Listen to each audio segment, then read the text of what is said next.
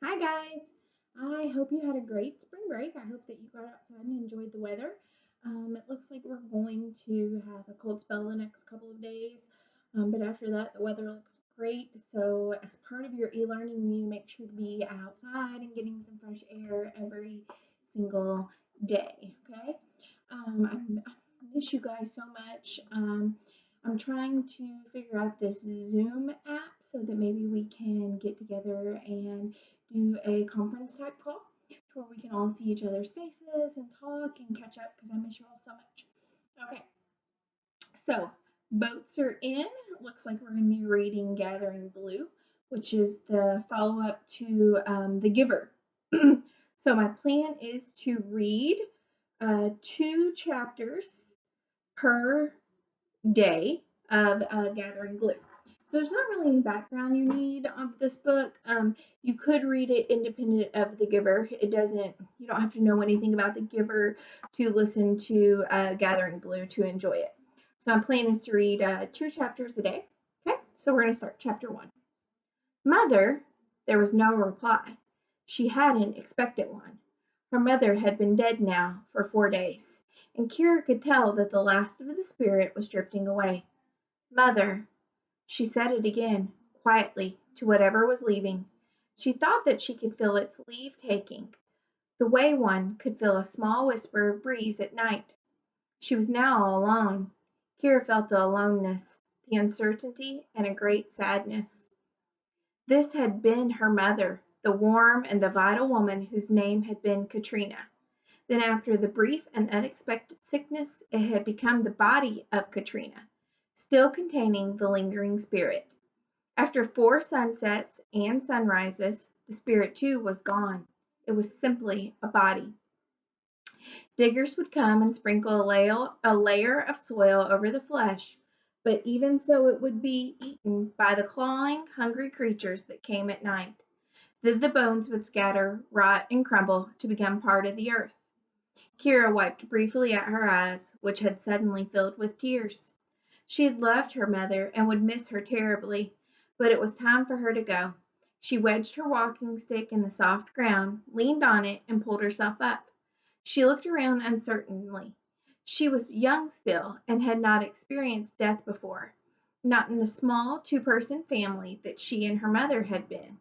Of course, she had seen others go through the rituals. She could see some of them in the vast, foul-smelling field of leaving, huddled beside the ones whose lingering spirits they tended. She knew that a woman named Helena was there, watching the spirit leave her infant, who had been born too soon. Helena had come to the field only the day before.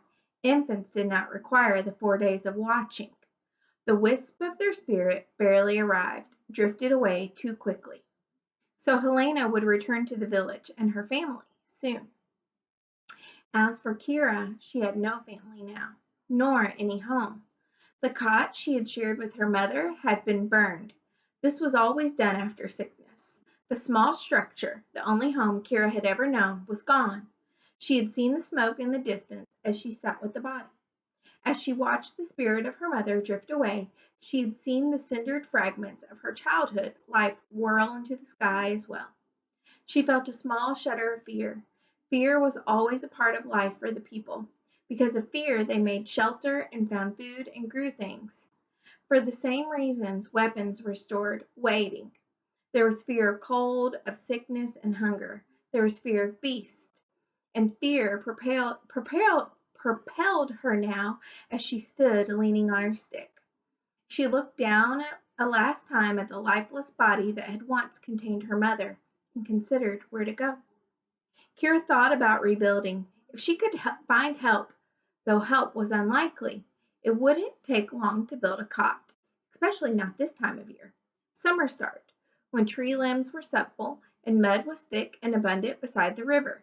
She had often watched others building, and Kira realized that she could probably construct some sort of shelter for herself. Its corners and chimney might not be straight. The roof would be difficult because her bad leg made it almost impossible for her to climb, but she would find a way. Somehow she would build a cot. Then she would find a way to make a life. Her mother's brother had been near her in the field for 2 days, not guarding Katrina, his sister, but sitting silently beside the body of his own woman, the short-tempered Salora, and that of their new infant, who had been too young to have a name. All right, so let's stop here for a second. So Kira is at a field mourning the loss of her mother. Also there is her mother's brother, but her uncle. He is not there to mourn the loss of Kira's mother, though. He is there because his own wife and child have died. Okay? They had nodded to each other, Kira and her mother's brother, in acknowledgment, but he had departed, his time in the field of leaving finished. He had tykes to tend, and he and Salora had 2 others in addition to the one that had brought about her death. So she had died during childbirth. The others were still small, their names yet of 1 syllable, Dan and Mar. Perhaps I could care for them, Kira thought briefly, trying to find her own future within the village. But even as the thought flickered within her, she knew that it would not be permitted. Solaris tykes would be given away, distributed to those who had none. Healthy, strong tykes were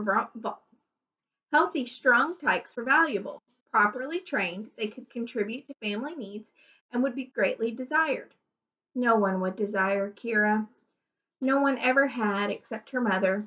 Often Katrina had told Kira the story of her birth, the birth of a fatherless girl with a twisted leg, and how her mother had fought to keep her alive.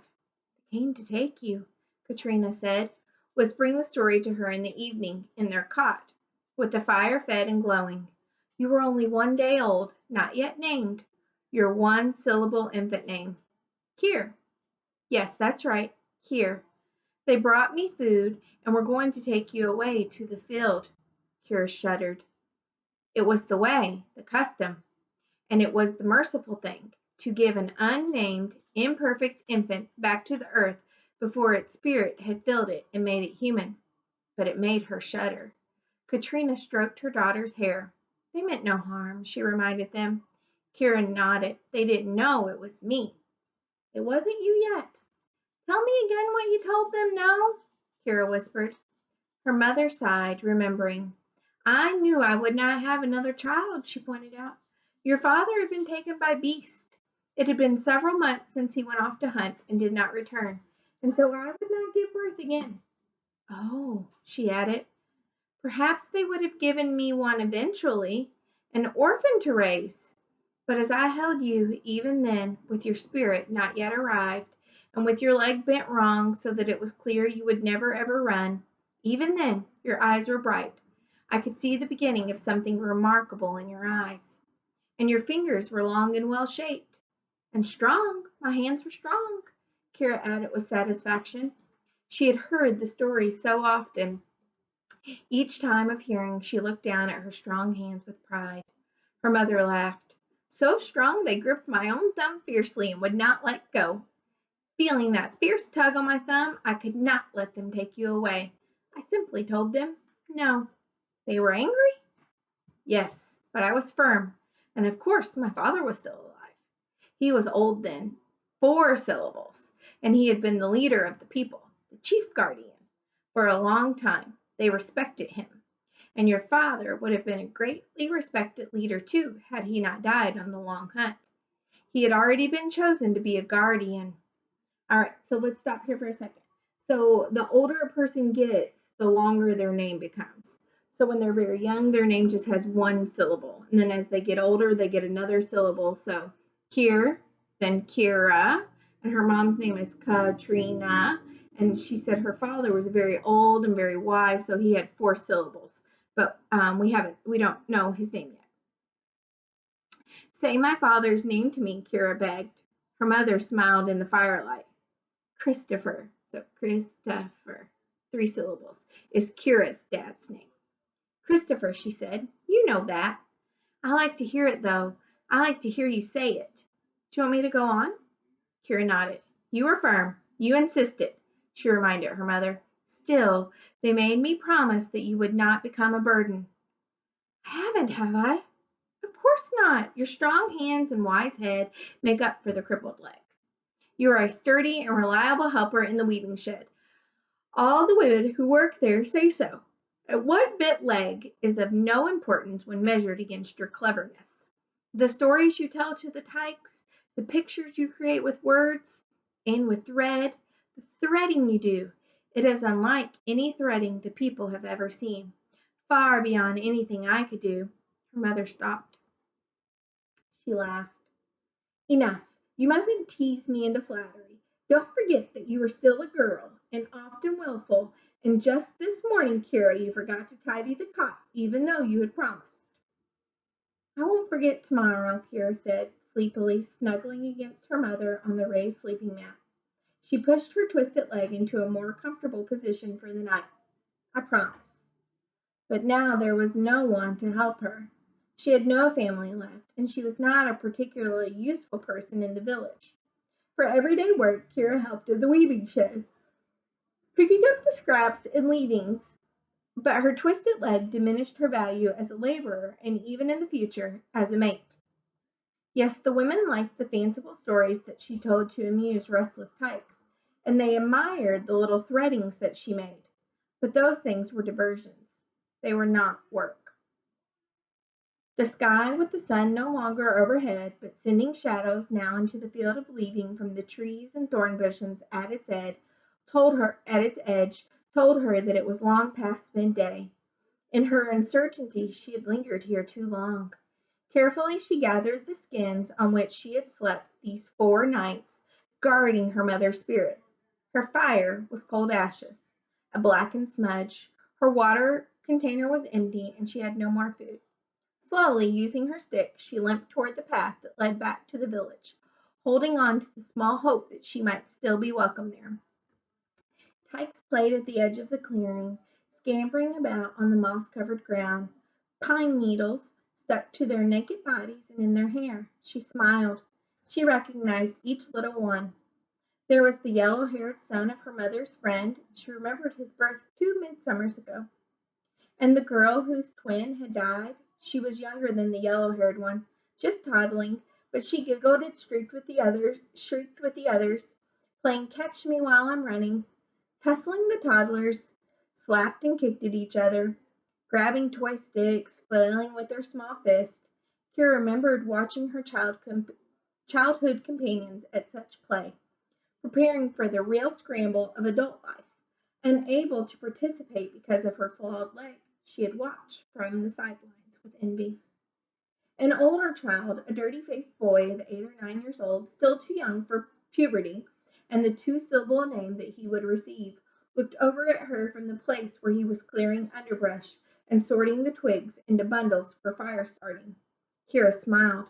It was Matt, who had always been her friend. She liked Matt. He lived in the swampy, disagreeable fen, probably the child of a dragger or digger, but he ran freely through the village with his disorderly friends, his dog always at his heels. Often he stopped, as now, to do some chore or small job in return for a few coins or a sweet. Kira called a greeting to the boy. The dog's bent tail, matted with twigs and leaves, thumped on the ground, and the boy grinned in reply. "So you be back from the field," he said. "What's it like there? Scared, was you? Did creatures come in at night?" Kira shook her head and smiled at him. Younger, one-syllable tykes were not allowed in the field, so it was natural that Matt would be curious and a little in awe. "No creatures," she reassured him. "I had fire. Sorry. I had fire and it kept them away." "So Katrina be gone now from her body?" he asked in his dialect. People from the fen were oddly different, always identifiable by their strange speech and crude manners. When they were looked down upon by most people, but not by Kira. She was very fond of Matt. She nodded. "My mother's spirit has gone," she acknowledged. "I watched it leave her body. It was like mist. It drifted away." Matt came over to her, still carrying an armful of twigs. He squinted at her ruefully and wrinkled his nose. "Your cot is horrid burnt," he told her. Kira nodded. She knew that her home had been destroyed, though secretly she had hoped she was mistaken. "Yes," she sighed, "and everything in it. My frame. Did they burn my threading frame?" Matt frowned. I tried to save things, but it's mostly all burnt. Just your cot, Kira. Not like when there's a big sickness. This time it just be your mom. I know, Kira sighed again. In the past there had been sickness that spread from one cot to the next, with many deaths. When that happened, a huge burning would take place, followed by a rebuilding that became almost festive with the noise of workers smearing wet mud over the fitted wooden sides of new structures, methodically slapping it into smoothness. The charred smell of the burning wood remain in the air even as the new cots rose. But today there was no festivity. There were only the unusual sounds. Katrina's death had changed nothing in the lives of the people. She had been there, now she was gone. Their lives continued. With the boy still beside her, oh, sorry. Kira paused at the well and filled her container with water. Everywhere she heard arguing. The cadence of bickering was a constant sound in the village. The harsh remarks of men vying for power. The shrill bragging and taunting of women envious of one another and irritable with the types who whined and whimpered at their feet and were frequently kicked out of the way. She cupped her hand over her eyes and squinted against the afternoon sun to find the gap where her own cot had been. She took a deep breath. It would be a long walk to gather saplings and a hard chore to dig the mud by the river bank. The corner timbers would be heavy to lift and hard to drag. Have to start building, she told Matt, who still held a bundle of twigs in his scratched, dirty arms. Do you want to help? It could be fun if there were two of us. I can't pay you, but I'll tell you some new stories, she added. The boy shook his head. I'd be whipped if I didn't finish the fire, Twiggies. He turned away. After a hesitation, he turned back to Kira and said in a low voice, I heard them talking. They don't want you should stay. They be planning to turn you out. Now your mom be dead. They be set on putting you in the field for the beast. They talk about having draggers take you. Kira felt her stomach tighten with fear, but she tried to keep her voice calm. She needed information from Matt, and it would make him wary to know she was frightened. Who's they? She asked in an annoyed, superior tone. Them women, he replied. I heard them talking at the well. I be picking up wood chippies from the refuse, and them didn't even notice me listening. But they want your space. They want where your cot was. They aim to build a pen there to keep the tykes and the fowls enclosed so they don't be having to chase them all the time. Kira stared at him. It was terrifying, almost unbelievable, the casualness of the cruelty. In order to pen their disobedient toddlers and chickens, the women would turn her out of the village to be devoured by the beasts that waited in the woods to forage the field. Whose was the strongest voice against me? She asked after a moment. Matt thought.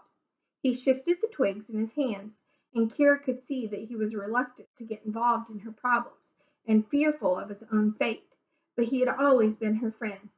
Finally, looking around first to be certain he wouldn't be overheard, he told her the name of the person with whom Kira would have to do battle. Bandera, he whispered. It came as no surprise. Nonetheless, Kira's heart sank. Chapter 2. First, Kira decided it made sense to pretend she knew nothing. She would go back to the site of the cot where she had lived with her mother and begin to rebuild. Perhaps the simple fact of seeing her there at work would deter the women who hoped to drive her away. Leaning on her stick, she made her way through the crowded village. Here and there, people acknowledged her presence with a curt nod, but they were busy, all of them at their daily work, and pleasantries were not part of their custom. She saw her mother's brother with his son Dan. They were working in the garden beside the cot where he lived with Solera and the tykes. Weeds had gone untended while his wife had neared her time, given birth, and died. Then more days had passed. More weeds had flourished, while he sat in the field with his dead wife and infant. The poles that had held beans entwined had toppled, and he was angrily setting them upright as Dan tried to help, and the younger tyke, the girl named Mar, sat playing in the dirt at the edge. While Kira looked on, the man slapped his son hard on the shoulder, scolding him for not holding the pole straight. She walked past them, planting her stick firmly in the ground with each step, planning to nod if they acknowledged her. But the small girl playing in the dirt only whimpered and spat. She had tried tasting some pebbles in the way of toddlers, and had found herself with a mouthful of foul-tasting grit. The boy, Dan, glanced at Kira, but made no sign of greeting or recognition. He was cringing from his father's slap. The man, her mother's only brother, didn't look up from his labor. Kira sighed. At least he had help. Unless she could enlist her small friend, Matt, and some of his mates, she would have to do all of her work, rebuilding, gardening, herself, assuming she was allowed to stay.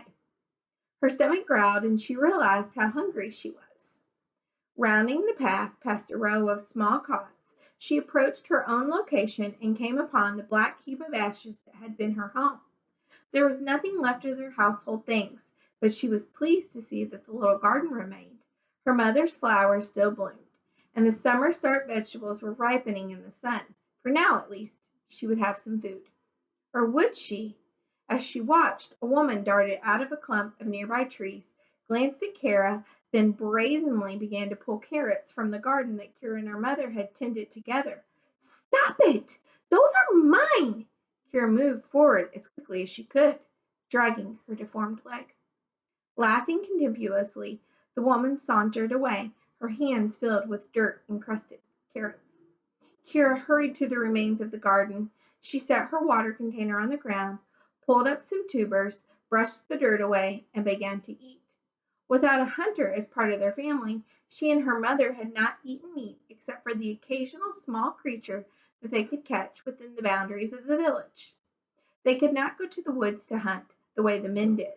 Fish from the river were plentiful and easy to catch, and they felt no need of anything more. But the vegetables were essential. She was fortunate, she realized, the garden had not been entirely stripped during her 4 days in the field. Her hunger satisfied, she sat down to rest her leg.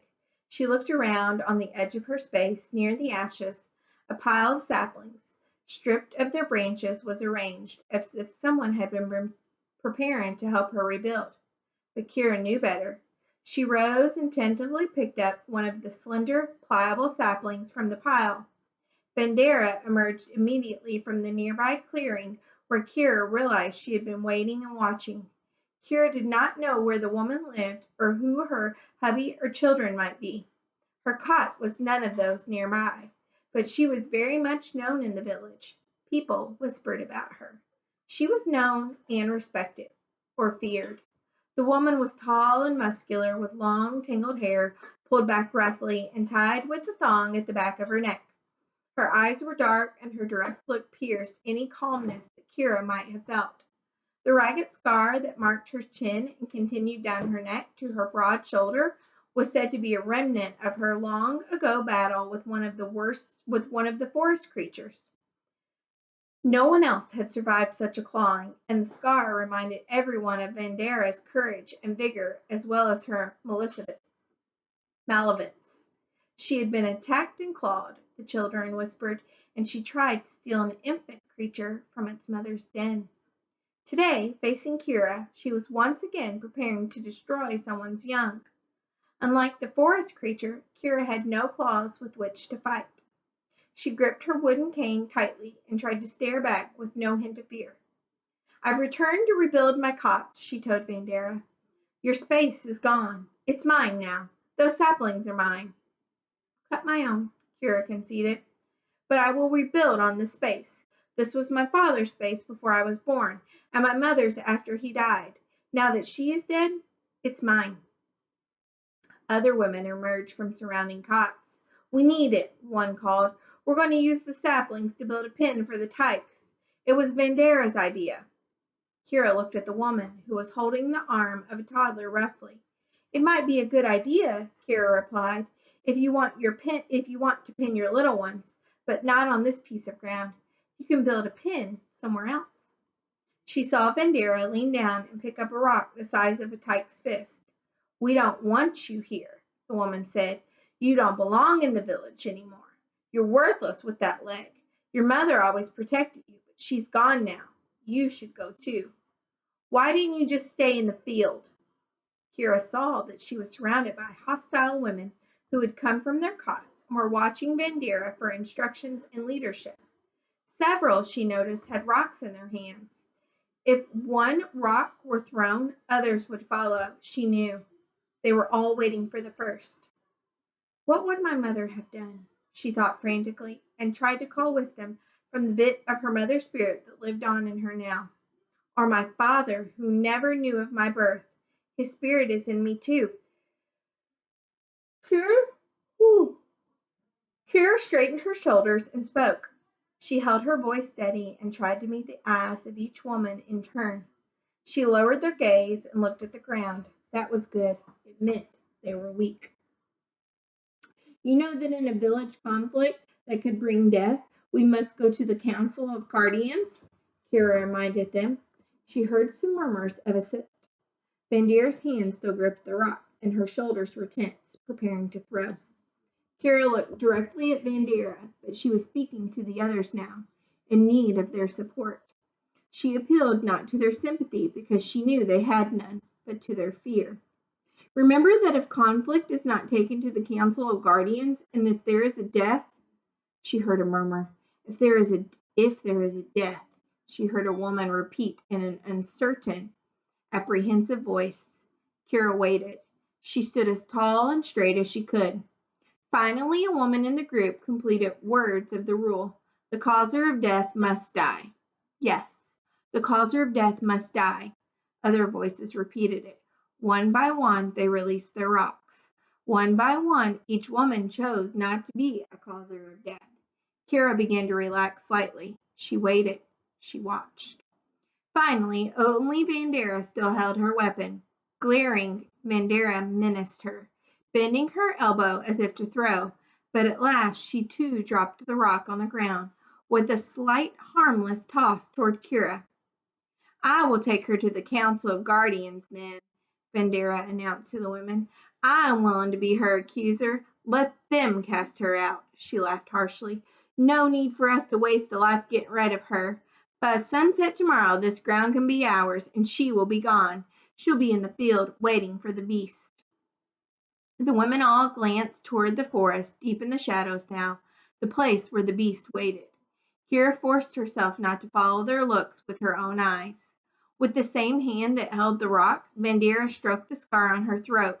She smiled cruelly. I remember what it was like, she said, to see your own blood pour upon the ground. I survived, she reminded them all. I survived because of my strength.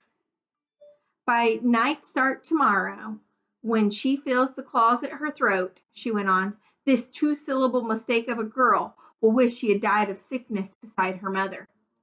Nodding in agreement, the women turned their backs on Kira and moved away, scolding and kicking in the small tykes by their side. The sun was low in the sky now. They would attend to their evening tasks, preparing for the return of the village men, who would need food and fire and the wrappings of wounds. One woman was soon to give birth. Perhaps this would happen tonight, and the others would attend her, muffling her cries and assessing the value of the infant. Others would be coupling tonight, creating new people, new hunters for the future of the village, as the old ones died of wounds and illness and age. Kira did not know what the Council of Guardians would decide. She knew only that whether she was to stay or go, to rebuild on her mother's piece of land, or to enter the field and face the creatures who would be waiting in the forest, she would have to do it alone. Wearily, she sat on the ash-blackened earth to wait for night. She reached for a nearby piece of wood and turned it over in her hands, measuring its strength and its straightness. For a cot, she would be permitted to stay. She would need some sturdy lengths of solid wood. She would go to the woodcutter named Martin. He had been her mother's friend. She could barter with him, offering maybe to decorate a fabric for his wife in exchange for the beams she would need. For her future, for the work with which she thought she might earn a living, she would also need some small, straight pieces of wood. This one was too pliable and would not do, she realized, and dropped it on the ground. Tomorrow, if the Council of Guardians decided in her favor, she would look for the kind of wood she needed. short, smooth pieces she could fit together at the corners. She was already planning a new threading frame. She had always had a clever way with her hands. When she was still a tyke, her mother had taught her to use a needle, to pull it through woven fabric and create a pattern with colored threads. But suddenly, recently, the skill had become more than simple cleverness. And one astounding burst of creativity, her ability had gone far beyond her mother's teaching. Now, without instruction or practice, without hesitancy, her fingers felt the way to twist and weave and stitch the special threads together to create designs rich and explosive with color. She did not understand how the knowledge had come to her, but it was there in her fingertips, and now they trembled slightly with eagerness to start. If only she was allowed to stay. All right, guys, so that was the end of chapter 2. Each day I'm going to read 2 chapters to try to get this book done. So I look forward to seeing you guys. Bye.